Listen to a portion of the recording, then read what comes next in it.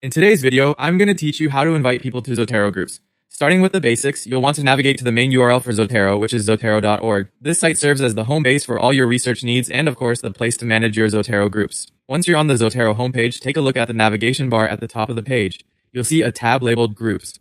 Go ahead and click on that. This is your gateway to accessing and managing all of your existing groups, and also the spot where you can start the process of inviting others to join. After clicking on the Groups tab, you'll be presented with a list of all the groups that you're involved with. Find and click on the specific group you wish to invite people to collaborate with. It's as easy as just clicking on the group name. Once you're inside the group page, look for a button or link that says Manage Members. Clicking on this will take you to another page where you can handle member management. This includes activities like inviting new members. Now, on this page, your focus will be on the section marked Member Invitations. Underneath this header, you'll see the option to send more invitations. Clicking this option essentially opens the door for you to bring others on board, so give that a click to proceed with the invitation process.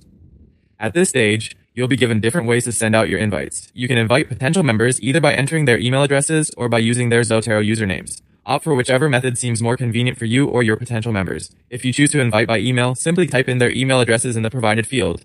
If you decide to use Zotero usernames, make sure you have the correct usernames to avoid any mishaps.